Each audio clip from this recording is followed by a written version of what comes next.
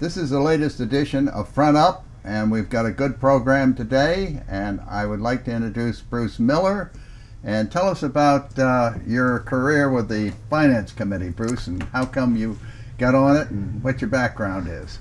I got on it mid-90s, and I was looking for something to do, a way to give back, and I think somebody had stepped aside prematurely, so there was an interim appointment, and I just decided to go for it, having virtually no idea what I was getting myself into. And 14 years later, I will say that it was one of the more rewarding experiences I've had. I think I stayed a little too long. There's a little bit of a burnout effect, and I have to say I was very energized and excited about it for, I'd say, the first 10 years for sure, maybe a couple more, but I think I was ready to go when I left. So. But you had some good previous experience in the financial world. Yeah, I've had sort of an unusual career. I've had some small business experience. I've been very involved in resort hotels and restaurants my whole life, so I had some real hands-on accounting experience. I had a little bit of big corporate experience in the financial area. So I was I'd say a good utility infielder from a finance committee standpoint. I could see the big picture, and I had experience with, really drilling down into line-by-line budgets, which was helpful from time to time. Yeah, yeah. And you had, and the players on the finance committee changed quite a bit while you were on there. They did. When I first joined, it was the tail end, I'd say, of the Phil Bartlett era. I forget exactly how many years Phil was on the committee, but it was probably 25, maybe even 30. And I think there was a time on Nantucket when Phil Bartlett was the finance committee, and it was not a bad thing. Oh yeah. Phil had the greater knowledge of the budgetary details than anybody I've ever seen. And I think, to Phil's credit, as the years went by and the issues became more complicated, Phil was very gracious about recognizing that times were changing and that he was willing to cede more of the oversight and the responsibility to the other committee members, which I think led to higher caliber people deciding to get interested. Rick Atherton preceded me by several years, and Joe McLaughlin was on when I was there. And so over the years, it became, I think, a stronger and stronger committee, and I give Phil credit twice. I give him credit for having it be a great committee when it was him, and I give him equal credit for recognizing that he needed to bring on some supporting staff, which he did. And, and I think it's still a very strong committee. It is very strong. It's changed. And I'd like you to sort of describe how you feel it has changed from when you first started to where you left it or where it is now. The first few years, there was a greater emphasis on literally reviewing every line of every budget, no matter how small the department and how insignificant the line. I mean, almost literally, how much are we going to spend on pencils, in the planning board?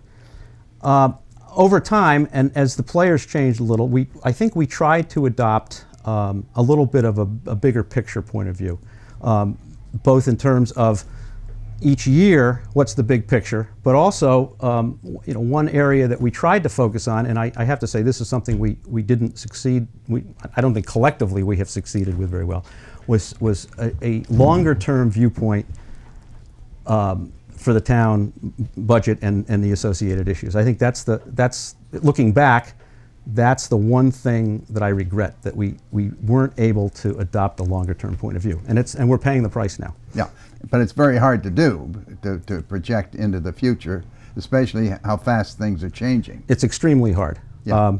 I think one approach would be to make some assumptions that are conservative, and then work backwards from those assumptions. For example, one of the issues that I used to try to stress was that sooner or later the building boom was going to end. I didn't know when it was going to end any more than anybody else did, but I knew it was unsustainable. And that at the point where it ended, we were going to lose that extra shot in the arm we got every year from the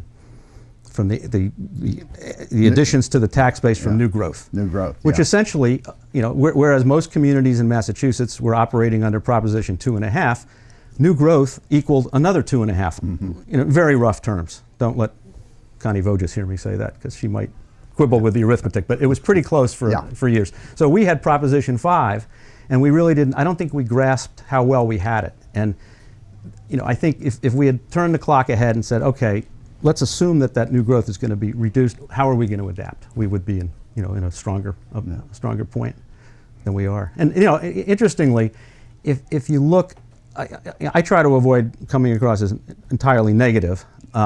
If you look at the positive things that have happened here in the last 20 to 30 years, the land bank certainly comes to mind.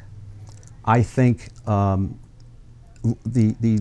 efforts to have a sensible land use policy come to mind, which I think I know Brian Chadwick has been instrumental in, and I think in the last 10 years or so, zoning comes to mind. And the common thread for all of those three things is it all required long-term thinking, and we didn't have to be in a hurry. None of them required immediate action.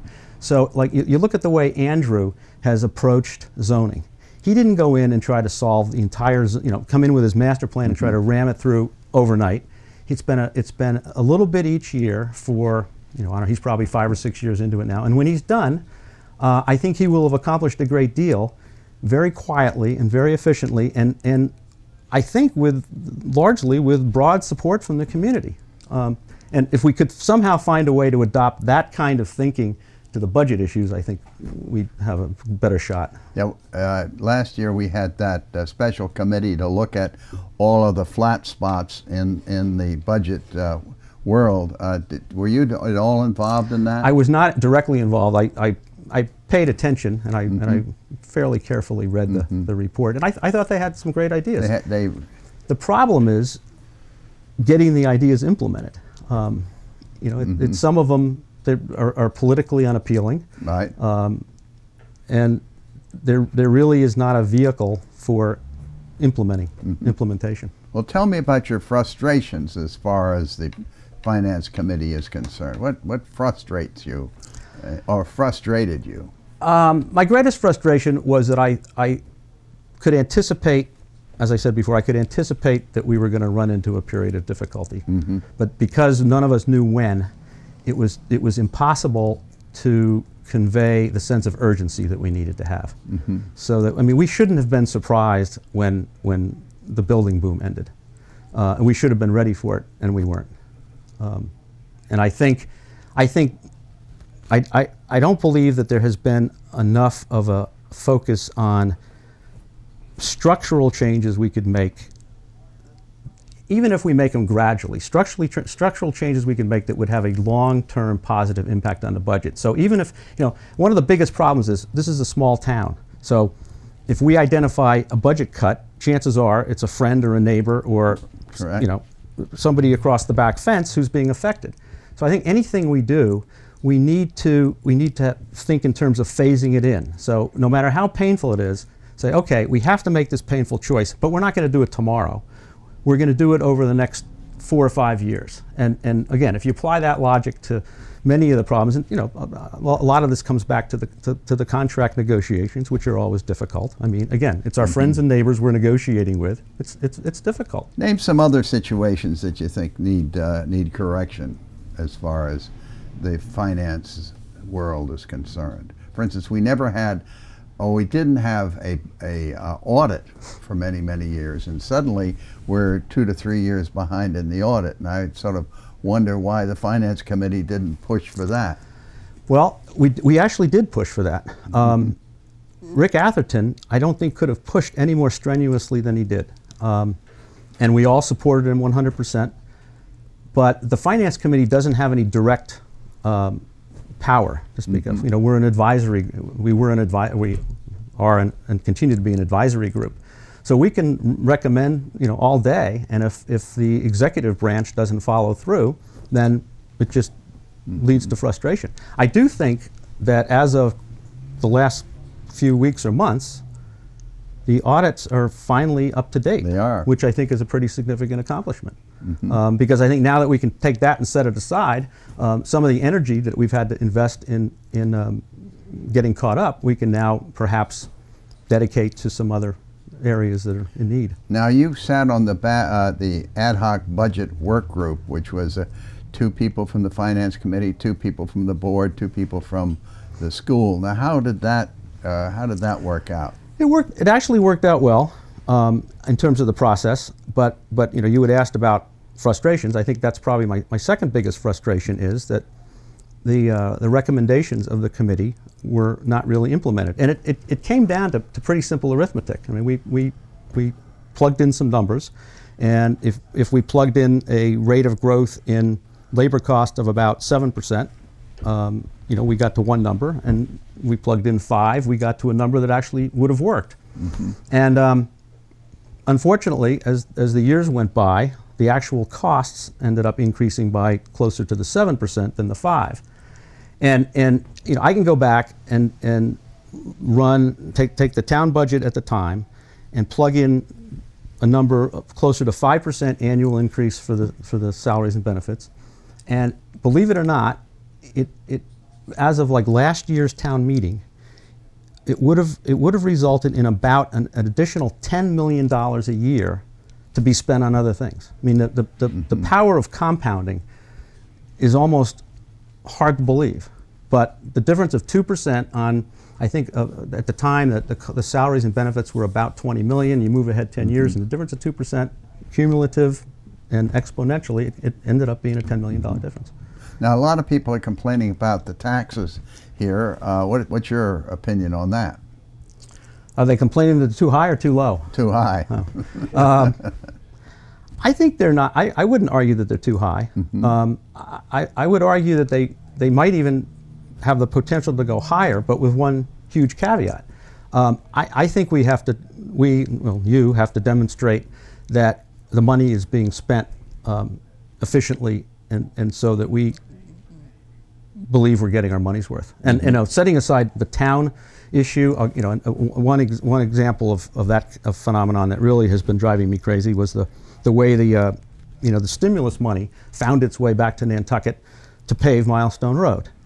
You know, that's our money, and somehow it goes from here, goes to Washington, comes back through Boston, and then comes back to Nantucket with a lot of fanfare to do something that I don't think needed to be done. I mean, we have some roads out here that desperately need to be repaved. That doesn't happen to be one of them. Because that's a state road, and ours are county roads. Well, let us keep the money in the first place, and then we can choose which roads to pave. I see. And again, I would have been happy to contribute money to get the roads on Nantucket that need paving paved. Yeah. But I'm very unhappy if you say, oh yeah, I want to take more of your money and spend it in ways that I can't demonstrate are effective. Well, we're just about out of time now. Have you got any last words of advice? I do. To the world? I have last words of. I wanted to comment on the fact that Dan Wolf, who is a good friend of mine, sure, and on whose board I sit, I will admit, is running for state senate. And oh my goodness, not everyone on Nantucket has had the opportunity to meet Dan Wolf. Yeah. And I will admit too, he and I are not at the same end of the political spectrum. Yeah. But he is an extraordinary individual, and I will guarantee you that, and I will guarantee anybody who's listening, that if they have the opportunity to spend 10 minutes talking to Dan Wolf, they will be an enthusiastic supporter. And I stand by that. Well, I hope I didn't just break the rules. No, there's no rules. Okay. That I know of, but there may be after that. Okay. Anyway, well, I wouldn't make that statement about just anyone. He also has his heart in Nantucket. Cape Air has a strong presence here, and he is extremely involved in nonprofit organizations. He was on the chamber here, and so it's not having Tim Madden on, but it's the next best thing. Well, that's great. He runs a good airline, so. And he's a gentleman and a honorable man. Right. So. Well, Bruce, thank you very much. Thank you, Whitey. It's been very interesting having you on board here, and we'll get you back in the near future. Thank you. I would look forward to it. Thank you.